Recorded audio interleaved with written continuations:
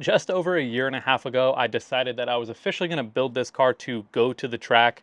That's kind of one aspect of like car culture I've never really dove into. And so pretty much the last year and a half, I've been researching parts, buying parts, installing these parts, all to get the car ready to get to and from the track safely and reliably.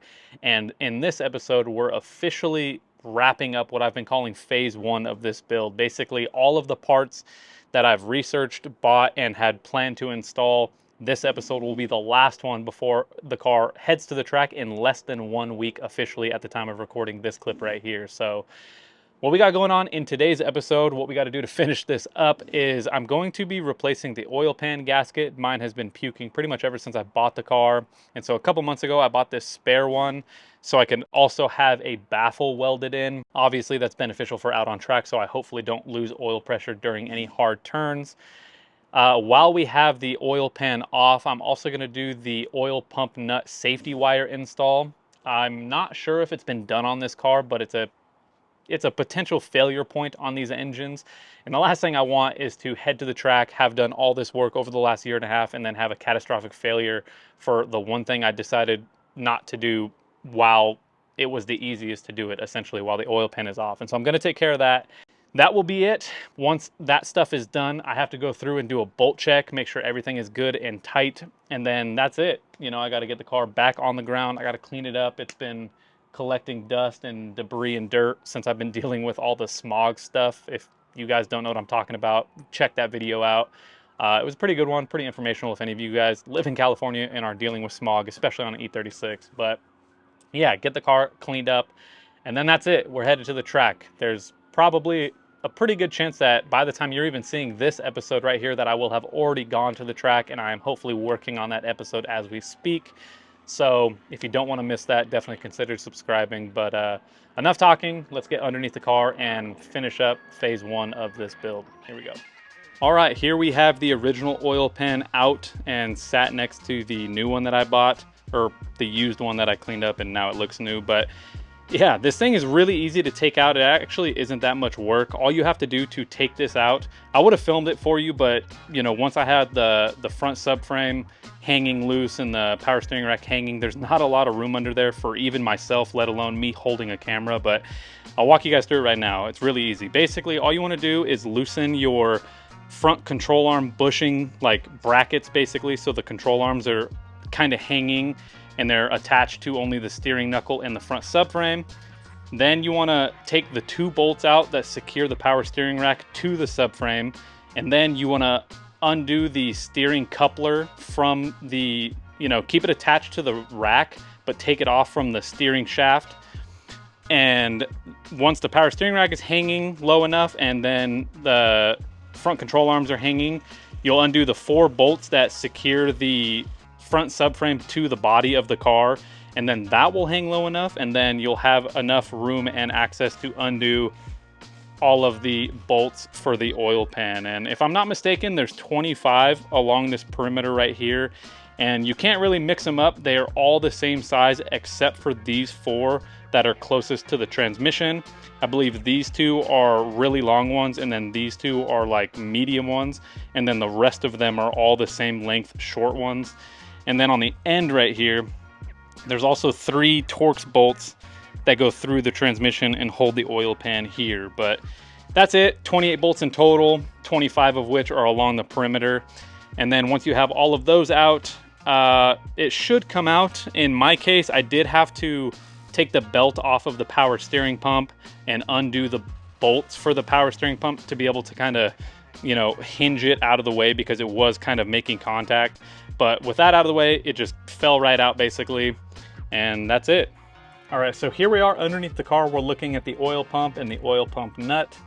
Now, I told you guys a couple of minutes ago that I wasn't sure if mine had ever been safety wired, and as you could see, it hasn't, but thankfully mine is still tight. If you're doing this job, it's worth checking just to make sure that yours isn't like spinning by hand when you get in here, just because, you know, you might have damage to the shaft or something, or to the threads. But thankfully that isn't the case with mine.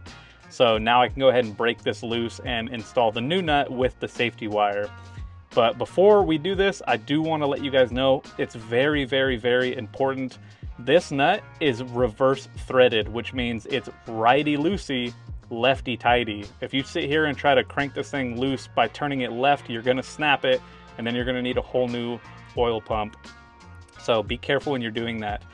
Now this nut is a 17 millimeter, and then the wrench I have here on the crankshaft bolt is a 22 millimeter. I'm gonna hold it here so that way the engine doesn't spin while I break this nut loose. And then once it's off, we could obviously replace it and put the safety wire on. So I'm gonna go ahead and break this loose. Again, on to take this nut off, not really anything else. So we're on. There we go. All right, easy. See, right, and then left would be tightening it down, right to loosen it. So now that we have this off, I'm gonna go ahead and clean the threads up on this so I can install some Loctite, and then we'll put the new nut on and then we'll safety wire it. I'll show you how I'm gonna do that. All right, so it's time to install the new nut and safety wire. Now, to be honest, you probably could get away with just drilling the hole yourself in your OEM nut. I bought this and the safety wire. It's like a little kit. I think I paid like 15 or 20 bucks. I don't know, I bought it like over a year ago, but yeah, you probably could just drill a hole through your OEM nut kind of through the side right here, and then I think you could buy the safety wire at any like hardware store. But yeah, I'm gonna go ahead and install mine. The torque spec for this nut, the oil pump nut, is 25 Newton meters, which translates to 18.4 foot-pounds. So I'm gonna go ahead and torque it to that, and then I will install the safety wire. Now, I don't have the really fancy safety wire pliers. If you've seen them, if you know what I'm talking about, they're like the ones that spin. You like grab the wire and then it will spin for you. You don't have to sit there and like crank it by hand. I don't have those, so I'm gonna do the next best thing and just use vice grips. You know, I'll kind of make sure the wire is even in length on both sides, and then I'll do a couple spins. And then once I have that spun up, you go around just one of like the, I guess, spokes in the gear itself, and then spin it again, and then fold it in on itself so that way the wire doesn't come undone, and then you're good to go. So I'll show you that once I have it done.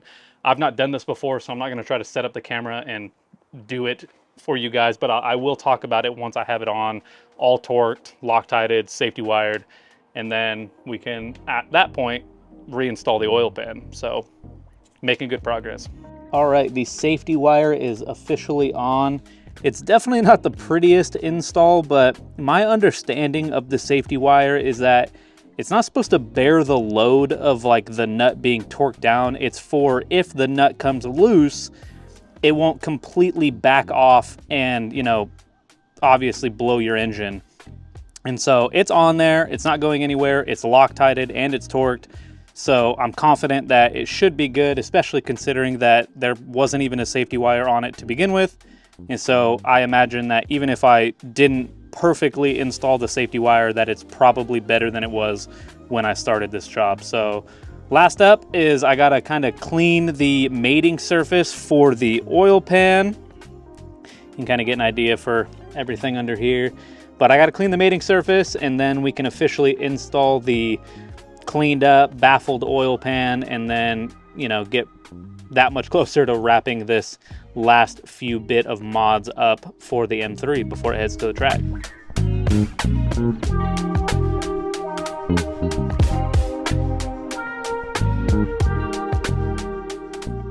All right, it is the last day of my weekend. This is the last day I can get everything done, and thankfully everything pretty much is done. Everything is installed minus my splitter. I got to put that back on, but before I put that on, I got to go through and bolt check everything underneath the car. I got to make sure everything is tight, torqued, and ready to hit the track. So that's what I'm going to do. Then we got to obviously put oil in the engine. I got to take the engine stand out, or the engine support out rather, and then we can get it on the ground, get it cleaned up, and call this officially done. Phase 1 officially complete for the car, and get out to the track finally after a year and a half of talking about it. So let's finish up these last few things and get the car back on the ground.